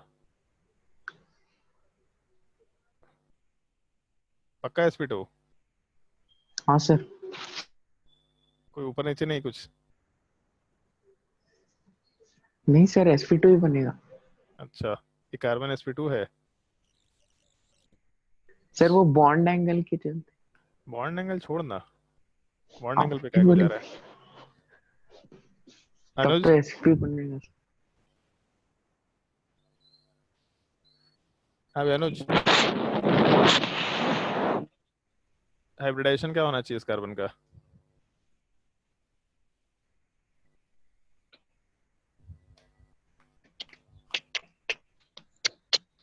क्या बोल रहा है भाई? चलो ध्यान दो, अगर यहाँ पे हाइब्रिडाइजेशन कंसिडर करते हो तो sp होगा, दोनों कार्बन का sp होगा। और इस एलिन्स वाले केस को भी कंसिडर करके चले तो यहाँ भी हाइब्रिडाइजेशन sp होगा। लेकिन एक रिंग कभी भी प्लानर नहीं हो सकता अगर रिंग का साइज 6, 7, 8 तक या 9 तक होता है। एक रिंग वाला पार्ट का साइज जब 10 या उससे ज़्यादा होना शुरू होता है तब वहाँ पे लीनियर स्ट्रक्चर पॉसिबल हो पाता है, क्योंकि 6 मेंबर रिंग तक में वो लीनियर अगर स्ट्रक्चर हो गया sp हाइब्रिडाइजेशन के हिसाब से तो बॉन्ड को एडजस्ट कर पाना पॉसिबल नहीं होगा। तो अगर हम लोग रिंग वाले पार्ट में sp कार्बन आ रहा है मतलब लीनियर स्ट्रक्चर पॉसिबल नहीं हो सकता, sp कार्बन आ रहा है मतलब ये चीज़ पॉसिबल नहीं हो सकता। दूसरे वाले केस में भी sp वाला पार्ट पॉसिबल नहीं हो सकता। तो इस तरह के केस में क्वेश्चन नंबर 14 वाले पार्ट में, ऑल्दो ये क्वेश्चन नंबर 13 के जैसा ही है लेकिन रिंग में आ गया, तो यहाँ से ये जो ब्रोमीन वाला पार्ट है क्योंकि sp कार्बन के स्ट्रक्चर में नहीं आ सकता, तो यहाँ से हम लोग ब्रोमीन वाले पार्ट को अगर हटा भी देते हैं तो ना पहला स्ट्रक्चर बन सकता है ना दूसरा स्ट्रक्चर बन सकता है, क्योंकि रिंग में sp हाइब्रिडाइजेशन पॉसिबल नहीं है। तो इस केस में केवल एक एलिमिनेशन होगा और वहाँ पे हम लोग का एक डबल बॉन्ड बनने के बाद एक ब्रोमीन वाला पार्ट रह जाएगा, दूसरा एलिमिनेशन हो ही नहीं सकता। अब वो डबल बॉन्ड लेफ्ट साइड में बने या राइट साइड बने उससे कोई दिक्कत नहीं है, लेकिन एक ही एलिमिनेशन हो पाएगा क्योंकि रिंग में sp hybridisation can not be possible. तो यहाँ पे नीचे के दोनों प्रोडक्ट को मेंशन करने के साथ साथ मेंशन करना कि यहाँ पे sp कार्बन पॉसिबल नहीं है, इसलिए हम लोग का प्रोडक्ट केवल यही रहने वाला है। इसको भी स्टार मार्क करके रखो, नोट कर लो क्वेश्चन नंबर 14 को। सर हाँ बोलो। 13 में पहला स्ट्रक्चर अनस्टेबल है लेकिन बनेगा ना सर? नहीं बन सकता है, मेजर की बात कर रहे हैं हम लोग। तो अगर अच्छा, डबल हाँ। बॉन्ड ट्रिपल बॉन्ड वाले पार्ट में जैसे एक डाइन बनना है और एक ट्रिपल बॉन्ड वाला पार्ट बनना है, तो ट्रिपल बॉन्ड का बॉन्ड स्ट्रेंथ ज़्यादा है तो उसके बनने के चांसेस डेफिनेटली ज़्यादा होंगे। दूसरा एक और भी चीज़ है, जैसे अगर हम लोग एंटी एलिमिनेशन के हिसाब से बात करें, मान लेते हैं तो अगर हम लोग का पहले एक जैसे डबल बॉन्ड बन गया तो डबल बॉन्ड वाले पार्ट में मान लो एक ब्रोमीन लिविंग ग्रुप रह गया और दूसरे पे एक हाइड्रोजन लिविंग ग्रुप रह गया, तो जो ग्रुप अपने एंटी पोजीशन पे है वही तो हम लोग हटा पाएंगे। तो उसको हटाने का मतलब है कि हम लोग का एंटी पोजीशन के हिसाब से ट्रिपल बॉन्ड बनाना ज़्यादा इजी स्टेप रहेगा। ठीक है, क्वेश्चन नंबर 14 वाले पार्ट को नोट करो और एक क्वेश्चन सॉल्व करा रहे हैं जो तुम्हारे पुराने टॉपिक से को कंटिन्यू करते हुए अभी वाले टॉपिक को इंक्लूड करते हुए एक कॉमन से क्वेश्चन में रहेगा। उसको हम लोग सीक्वेंशियल रिएक्शंस बोलेंगे, उसमें एक से ज़्यादा स्टेप में रिएक्शन हो रहे हैं, उस चीज़ का थोड़ा ध्यान रखना होगा। और बेसिकली एक छोटा सा पॉइंट भी अपने को ध्यान रखते हुए काम करना है, वो पॉइंट क्या होता है अभी डिस्कशन करते हैं उस चीज़ का। सर एक बार 11 नंबर दिखा दीजिए। एक मिनट,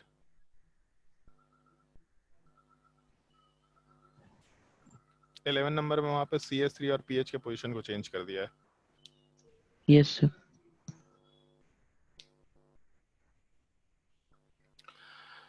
एक छोटा सा पॉइंट नोट कर लेना, और ये पॉइंट तुम्हारे एनसीईआरटी में दे रखा है, केवल एनसीईआरटी में दे रखा है, और कहीं किसी बुक में नहीं दे रखा, रिहंत और रिहंत कहीं नहीं दे रखा है। ठीक है, तो ध्यान रखना है इस चीज़ का। इन जनरल जो अल्कोहलिक KOH वाला पार्ट होता है, ये अल्कोहलिक KOH वाला पार्ट एक डबल बॉन्ड पे एलिमिनेशन कैरी आउट नहीं कर सकता है। जैसे मान लो अगर ऐसा सवाल दे रखा कि हम लोग का एक डबल बॉन्ड वाला पार्ट है अल्कीन, इसमें एक ब्रोमीन वाला पार्ट दे रखा है, और अगर हम लोग को यहाँ पे एलिमिनेशन कैरी आउट करना है, मान लो अल्कोहलिक KOH लिख के चलता है, और चाह रहे हैं कि यहाँ पे E2 एलिमिनेशन हो जाए, ब्रोमीन और हाइड्रोजन हट जाए, तो इस केस में एलिमिनेशन नहीं हो सकता, क्योंकि डबल बॉन्ड से लिविंग ग्रुप को हटाना बहुत मुश्किल काम होता है।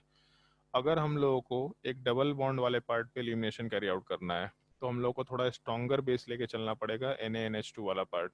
केवल NaNH2 वाला पार्ट ही हम लोग डबल बॉन्ड पे एलिमिनेशन कराने के लिए यूज़ कर सकते हैं। अल्कोहलिक KOH वाले पार्ट में इतना स्ट्रॉन्ग बेसिक स्ट्रेंथ नहीं होता है, तो इस एक चीज़ का ध्यान रखना है अपने को। और ये NCERT में एक स्टेप के फॉर्मेट में दे रखा है, मतलब पहले स्टेप में अल्कोहलिक KOH दिया है और दूसरे स्टेप में NaNH2 दे रखा है, मतलब उसको अलग से कहीं मेंशन नहीं किया कि केवल NaNH2 से ये काम कर सकते हैं, लेकिन उसको दो स्टेप में डिवाइड कर दिया है, अल्कोहलिक KOH से डबल बॉन्ड का फॉर्मेशन, और फिर उस डबल बॉन्ड के ऊपर जब ट्रिपल बॉन्ड बनाना है या डबल बॉन्ड के ऊपर एलिमिनेशन कैरी आउट करना है, तो NaNH2 वाले पार्ट का फॉर्मेशन दे रखा है। तो इसके नीचे एक छोटा सा पॉइंट रिएक्शन नोट करने के बाद लिख लो, रिएक्शन नोट कर लो।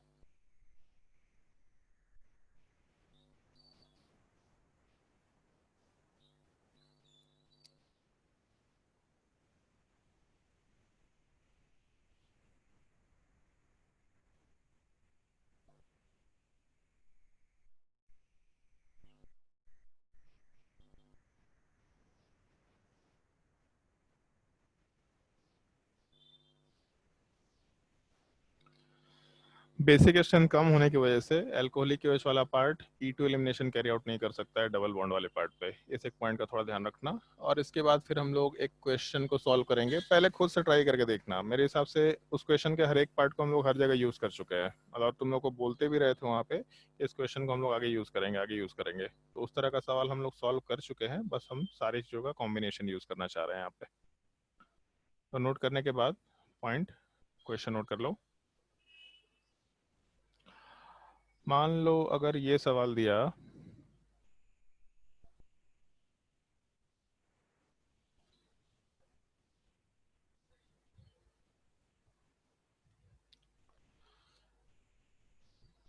और इसका सबसे पहला स्टेप में रिएक्शन कराया अल्कोहलिक KOH के साथ विथ हीटिंग, कोई दिक्कत नहीं है।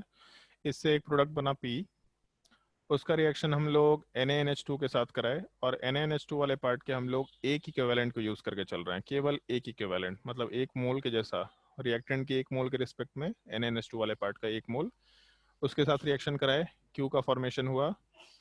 फिर वापस से हम लोग फिर वापस से हम लोग NaNH2 के साथ रिएक्शन कराए, एक इक्विवेलेंट वापस से, तो यहाँ से R वाले पार्ट का फॉर्मेशन हुआ।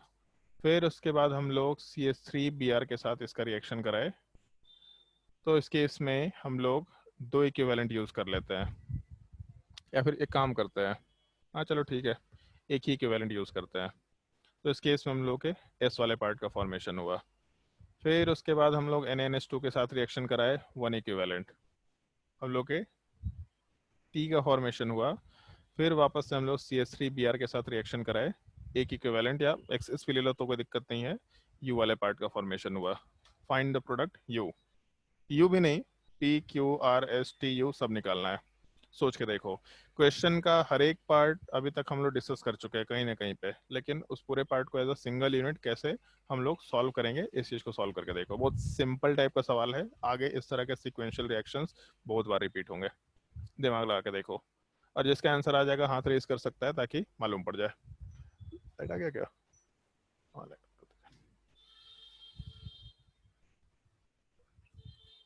अरे विशाल सर, लाइट ऑन कर दीजिए।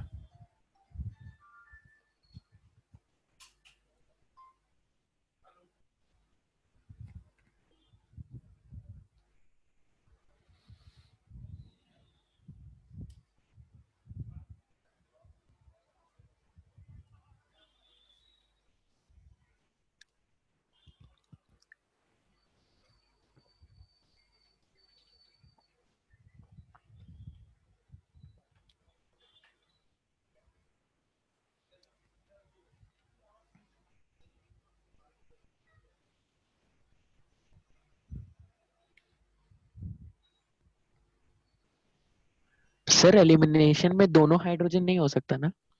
एलिमिनेशन में दोनों हाइड्रोजन नहीं, वैसा एलिमिनेशन करा सकते हैं, डिहाइड्रोजनेशन बोलते हैं उस चीज़ को, बट एक्चुअल में जैसे हाइड्रोजनेशन मालूम है क्या होता है?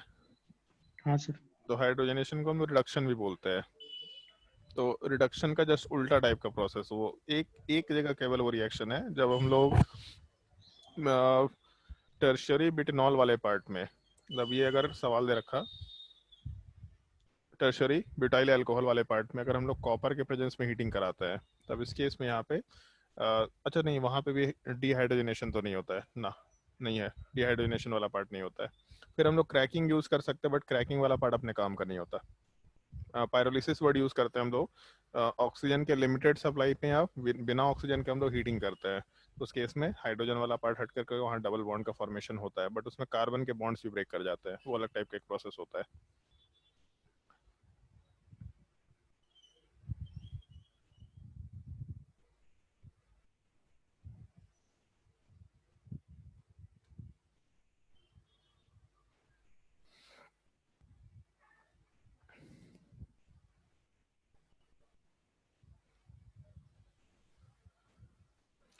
बना किसी से सवाल? बहुत डिफिकल्ट सवाल नहीं है, लेकिन जो तुम लोगों ने अभी तक पढ़ा है उन सारे स्टेप्स को यहाँ पे कनेक्ट करना है, जो भी चीज़ें पढ़ी है। और हर जगह पे हम बोलते आए थे बार बार कि ये यूज़ करेंगे, आगे यूज़ करेंगे, आगे यूज़ करेंगे, आगे यूज़ करेंगे, तो आगे भी आ गया है। सर क्यू पे अटक गए। क्यों पे अटक गए?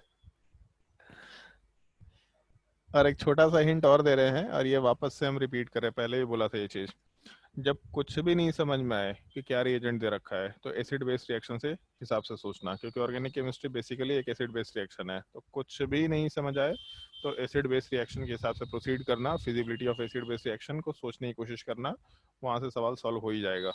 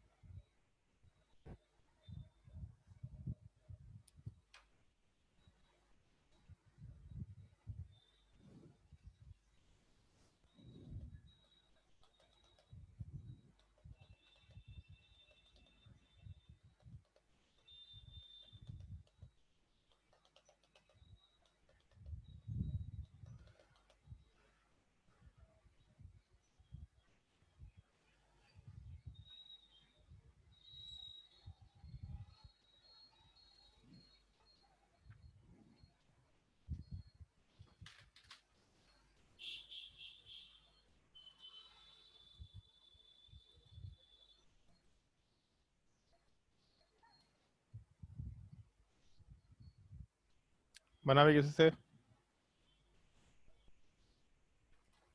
बनाओ भी, जल्दी बनाओ, जल्दी बनाओ।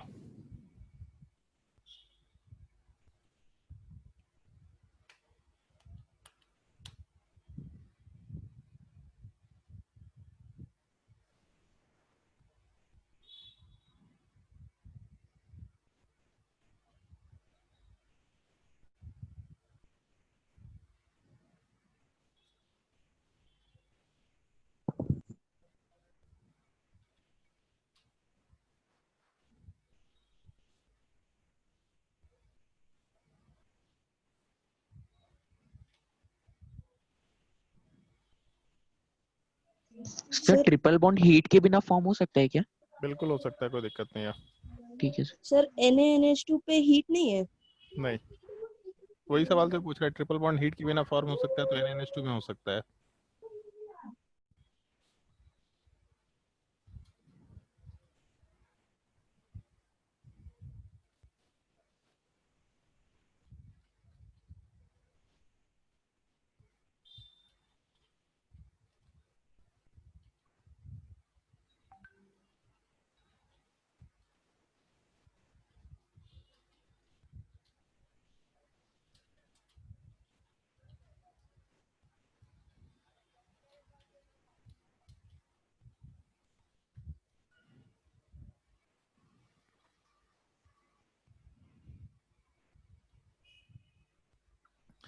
आया भी किसी का आंसर? यस सूरज? सर। हाँ शिवम बताओ, क्या बनेगा प्रोडक्ट, नोमेनक्लेचर बताओ।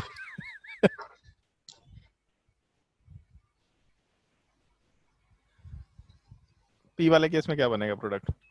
Sir CH2 double bond CH Br। CH2 double bond CH Br, ठीक है। फिर उसके बाद क्यू वाले पार्ट में CH triple bond CH। Acetylene बन जाएगा, ठीक है। उसके बाद आर वाले पार्ट में CH triple bond C-Na+। C-Na+, क्योंकि एसिड बेस रिएक्शन होगा यहाँ पे। फिर उसके बाद S में CH triple bond CCH3। S वाले पार्ट में CH triple bond CH3, CH3। ठीक है। उसके बाद T टी में Na+ C- triple bond CH3। Na+, उसके अलावा C- और C ट्रिपल बॉन्ड C, उसके बाद CH3। और यू वाले पार्ट में दूसरे साइड में CH3 आ जाएगा, CH3 CH3 C triple bond C CH3, ठीक है, बढ़िया।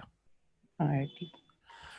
सबसे पहला पार्ट एल्कोहलिक OH वाला पार्ट क्या करेगा, तो E2 एलिमिनेशन कराएगा। तो यहाँ से ब्रोमीन हटा, यहाँ से एक H हटा, तो यहाँ पे एक डबल बॉन्ड का फॉर्मेशन आराम से बन गया। फिर जो डबल बॉन्ड वाला पार्ट बना उस पर हम लोग NaNH2 के साथ रिएक्शन करा रहे हैं। तो NaNH2 के साथ जब रिएक्शन कराएंगे तो यहाँ से ब्रोमीन वाला पार्ट हटेगा, दूसरे से हाइड्रोजन वाले पार्ट को हम लोग आराम से हटा सकते हैं। तो इस केस में C ट्रिपल बॉन्ड C का फॉर्मेशन हो जाएगा। और तुम लोगों को एक चीज़ याद होगा कि हम लोगों का एसिडिक स्ट्रेंथ अगर कंपेयर करें तो हम लोगों के टर्मिनल अल्काइन का एसिडिक स्ट्रेंथ वाला पार्ट ज़्यादा होता है एज कम्पेयर टू अमोनिया। तो इसीलिए ये रिएक्शन फिजिबल होता है। फिजिबिलिटी में इस रिएक्शन को स्टार मार्क भी कराया था, कुछ दिनों पहले भी इस चीज़ का डिस्कशन कराए थे जहाँ तक हमको ध्यान है। और शायद SN2 रिएक्शन के सवाल में भी ये क्वेश्चन दे रखा था, वहाँ पे फिर से एक बार डिस्कशन कराए थे यहाँ पे। तो जब हम लोग के पास एक अल्काइन होगा तो इस अल्काइन वाले पार्ट का रिएक्शन अगर हम लोग NH2- के साथ कराएंगे तो इस केस में यहाँ का माइनस वाला पार्ट एक H+ के साथ कंबाइन करके आराम से प्रोडक्ट वाले पार्ट में C- बनाएगा और साथ ही साथ NH3 का फॉर्मेशन कराना चाहेगा। अब यहाँ जो C- बना, NH3 तो बन गया, वो तो अलग हट गया, बट जो C- बना, ये C- वाले पार्ट का रिएक्शन हम लोग CH3Br के साथ करा रहे हैं। तो प्रोडक्ट वाले पार्ट में सिंपल SN2 रिएक्शन होगा, और जब SN2 रिएक्शन होगा तो प्रोडक्ट वाले पार्ट में H के साथ C triple bond C CH3 का फॉर्मेशन। फिर वापस से NH2- दे रखा है, तो NH2- वाला पार्ट आराम से यहाँ के H+ को फिर से हटाएगा, प्रोडक्ट वाले पार्ट में CH3 के साथ C ट्रिपल बॉन्ड C- का फॉर्मेशन होगा, और ये कंपाउंड वापस से CH3Br के साथ कंबाइन कर रहा है। तो यहाँ से CH3 के ऊपर रिएक्शन करके इसको हटाएंगे तो प्रोडक्ट में CH3 के साथ C triple bond C CH3 वाला पार्ट मेंशन कर सकते हैं। तो एक चीज़ देख सकते हैं, वैसे हम इस चीज़ को पहले भी बोले थे तुम लोगों को जब SN2 में उस क्वेश्चन को डिस्कस कर रहे थे, कि कभी कन्वर्जन का अगर सवाल रहा तो कार्बन चेन के लेंथ को बढ़ाने के लिए ये तरीका यूज़ कर सकते हैं। तो पहले एक अल्काइल हैलाइड अगर दे रखा तो उस अल्काइल हैलाइड वाले पार्ट को अगर कन्वर्ट करके नंबर ऑफ कार्बन को बढ़ाना है तो पहले उसमें एलिमिनेशन कैरी आउट करो, ट्रिपल बॉन्ड तक का फॉर्मेशन करा के, और ट्रिपल बॉन्ड के फॉर्मेशन के बाद उसका NaNH2 के साथ रिएक्शन कराना। बस एक कंडीशन है कि हम लोग का जो ट्रिपल बॉन्ड है वो टर्मिनल होना चाहिए, तभी जाके एसिड बेस रिएक्शन होगा, अदरवाइज ट्रिपल बॉन्ड में हाइड्रोजन ही नहीं होगा। तो टर्मिनल अल्काइन मस्ट कंडीशन है। तो इस केस में पहले हम लोग रिएक्शन में एक टर्मिनल अल्काइन बनाए, फिर उसका NH2- के साथ रिएक्शन करके हम लोग यहाँ पे अल्काइनाइड वर्ड यूज़ कर सकते हैं। अल्काइन वाले पार्ट से अगर नेगेटिव चार्ज बना है तो अल्काइनाइड वर्ड यूज़ कर सकते हैं। Sodium alkynide in general word use किया जा सकता है, जैसे यहाँ पे इथाइनाइड वर्ड यूज़ कर सकते हैं हम लोग। जो इथाइनाइड आयन बनेगा वो CH3Br के साथ रिएक्शन किया तो प्रोडक्ट वाले पार्ट में simple SN2 reaction carry out करके एक अल्काइन का फॉर्मेशन करेगा। बट अभी भी टर्मिनल अल्काइन है तो सिंपल एसिड बेस रिएक्शन हुआ, फिर से एक अल्काइनाइड वाले पार्ट का फॉर्मेशन, और बेसिकली यहाँ पे प्रोपाइनाइड वाले पार्ट का फॉर्मेशन हो रहा है। ये प्रोपाइनाइड वाला पार्ट आराम से नेगेटिव चार्ज वाले पार्ट को CH3 के ऊपर कोऑर्डिनेट करके Br को हटाएगा, प्रोडक्ट वाले पार्ट में SN2 रिएक्शन फॉलो होते हुए आराम से हम लोग के ट्रिपल बॉन्ड का फॉर्मेशन हो जा रहा है। तो इस पूरे रिएक्शन को हम लोग एक सिक्वेंशियल रिएक्शन के जैसा स्टेप बाय स्टेप आराम से कंसिडर कर सकते हैं। तीन चीज़ था यहाँ पे, एलिमिनेशन, एसिड बेस रिएक्शन, और तीसरा SN2 रिएक्शन। आगे जाने के बाद जैसे हम लोग का जब रिएक्शन मैकेनिज्म चेंज होगा SN1 SN2 E1 E2 के बाद, फिर हम लोग का रिएक्शन मैकेनिज्म में जब फ्री रेडिकल सब्स्टिट्यूशन आएगा या फिर इलेक्ट्रोफिलिक एडिशन आएगा या फिर दूसरे टाइप के मैकेनिज्म आएंगे, तो उस केस में हम लोग इन रिएक्शंस के कॉम्बिनेशंस को फ्रिक्वेंटली यूज करना शुरू कर देंगे। ठीक है, यहाँ तक के पार्ट में अगर किसी को कोई डाउट है तो पूछ सकता है। सर ट्रिपल बॉन्ड पे फिर नेगेटिव चार्ज स्टेबल अनस्टेबल नहीं होगा? नेगेटिव चार्ज अनस्टेबल तो होगा, लेकिन NH2 के रिस्पेक्ट में तो ज़्यादा स्टेबल है, क्योंकि sp कार्बन के ऊपर नेगेटिव चार्ज ज़्यादा स्टेबल होता है as compare to sp3 nitrogen. तो इसके ऊपर नेगेटिव चार्ज हो या नाइट्रोजन के ऊपर नेगेटिव चार्ज हो, ज़्यादा बेटर तो यही है कि sp कार्बन के ऊपर हो जाए। हाँ सर। और कोई डाउट?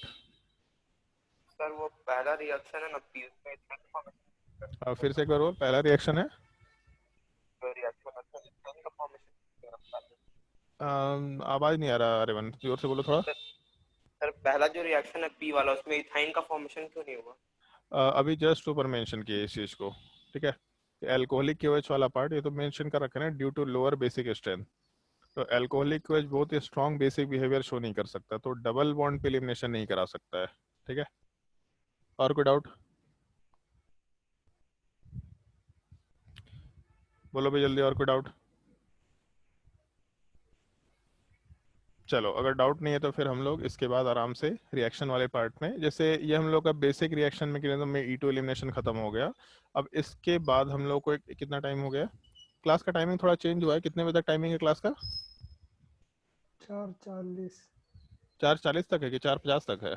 4:50 तक है। 4:50 है। 4:50 है, चलो ठीक है। खैर उतना टाइम तो नहीं है, बट तुम लोग को एक बुक में बोला था वहाँ पे SN1 वर्सेस E1 SN2, फिर E1 वर्सेस E2, और फिर उसके बाद सब्स्टिट्यूशन वर्सेस एलिमिनेशन, ये 3 अलग अलग जगह पार्ट दे रखा है पोलाब्रस में। एक बार उसको रीड करके देखना। नेक्स्ट क्लास में हम लोग SN1 versus SN2 versus E1 versus E2 इन चारों को एक ही साथ डिस्कस करेंगे, और उसके बाद तुम्हारे उन चारों टॉपिक से रिलेटेड हम लोग कुछ क्वेश्चंस वाले पार्ट का भी डिस्कशन करेंगे कि कैसे करा सकते हैं क्वेश्चन, और नहीं तो फिर हम लोग वहाँ पे केवल इन 4 पार्ट का डिस्कशन करेंगे। फिर उसके बाद E1 CB mechanism, Hofmann elimination वाला पार्ट, इन दोनों का डिस्कशन होगा, और इन दोनों के डिस्कशन के बाद फिर हम लोग वापस से पूरा कंबाइंड क्वेश्चन कराना शुरू कर देंगे। मतलब पूरे सारे मैकेनिज्म को मिला करके एक रैंडम क्वेश्चन का सेट, उसमें कौन सा कंडीशन देख के कौन सा मैकेनिज्म होगा, कौन सा रिएक्शन में प्रोडक्ट बनेगा, इन सब चीज़ों का डिस्कशन करना शुरू कर देंगे। तो आज के लिए हम कुछ होमवर्क दे रहे हैं तुम लोगों को, उन होमवर्क को एक बार ट्राई करके देखना, और उसके बाद फिर हम लोग आराम से नेक्स्ट क्लास में एक तो वो थ्योरी वाला पार्ट पढ़ना ही है, बट उसके अलावा जो बुकलेट में होमवर्क दे रहे हैं उनको एक बार रीड करके देखना या फिर सर एक डाउट है। बोलो। वो क्वेश्चन एक बार आंसर दिखाइएगा ना, वो सीक्वेंशियल रिएक्शन वाला। हाँ बोलो।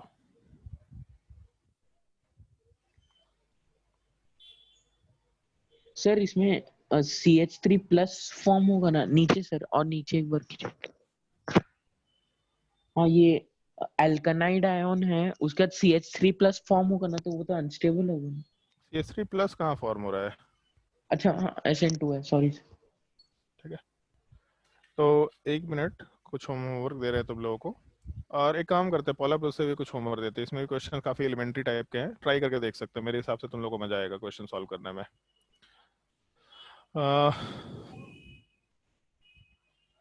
एलिमिनेशन रिएक्शन तो दे ही रखा है, सब्स्टिट्यूशंस के भी क्वेश्चंस ट्राई कर सकते हैं, एक बार ट्राई करके देखना। मेरे हिसाब से हाँ सर, वो 407 में ही था। 407 में था प्रॉब्लम? Reason selectivity.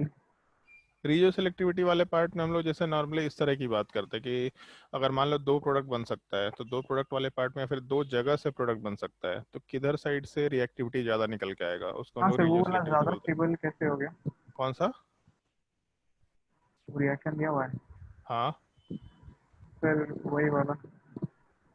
ये ज्यादा स्टेबल Hyper कैसे हो गया, इसको अभी के लिए थोड़ा छोड़ देना। जैसे यहाँ पे तुम लोगों को क्लास में कभी मेंशन किया था, ये फ्लोरीन वाला पार्ट दिख रहा है यहाँ पे रिएक्टेंट में?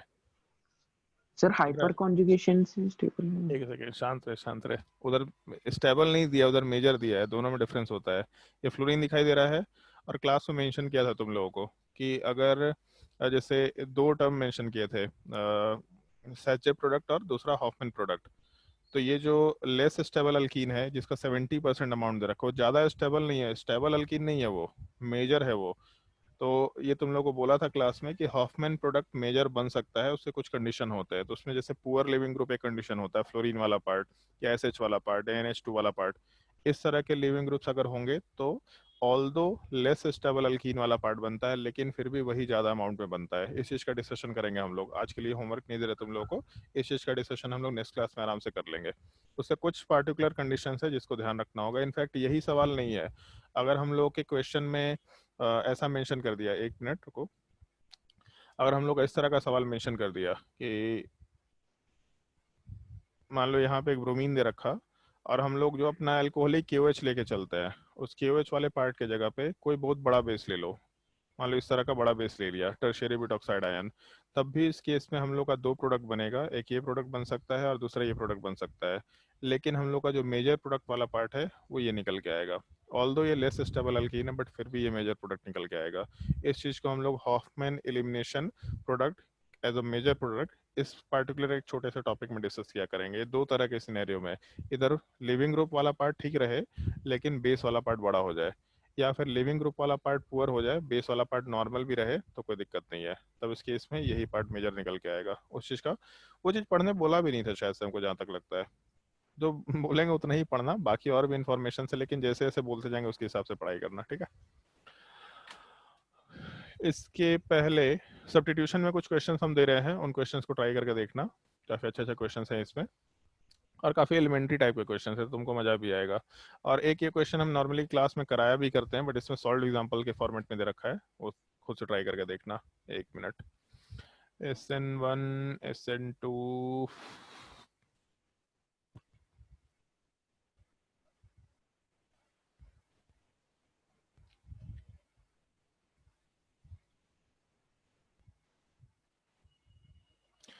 सब्स्टिट्यूशन वाला जो टॉपिक है, उस सब्स्टिट्यूशन वाले टॉपिक में जो भी एक्सरसाइज दे रखा है उसका हम नाम मेंशन करते जा रहे हैं, उसको नोट डाउन करते जाना। जैसे उसमें प्रॉब्लम दे रखा है पेज नंबर 366 में, प्रॉब्लम नंबर 1 2 3,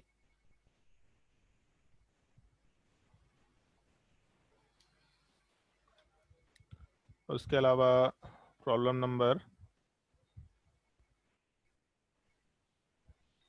4 तो दिखाई नहीं दिया बट 5 सॉल्व करने की जरूरत नहीं है। प्रॉब्लम नंबर 6 ट्राई करके देख सकते हैं। Problem number 6 7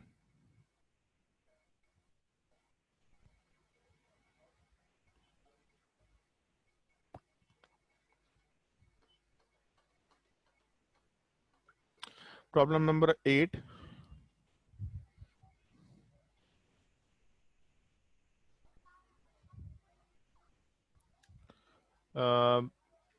9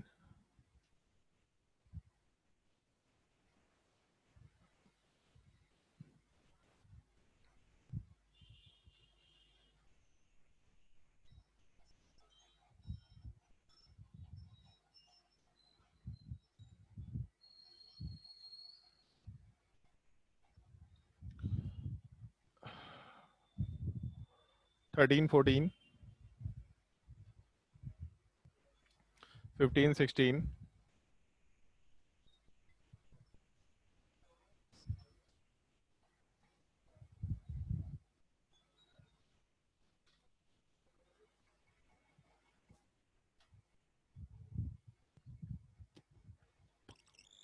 17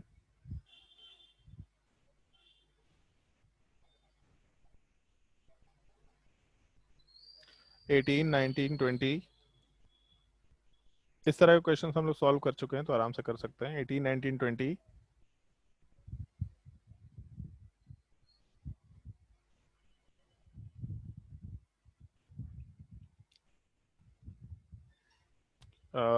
21 22 23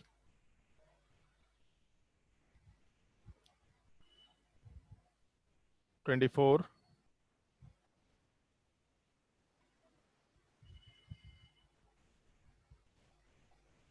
25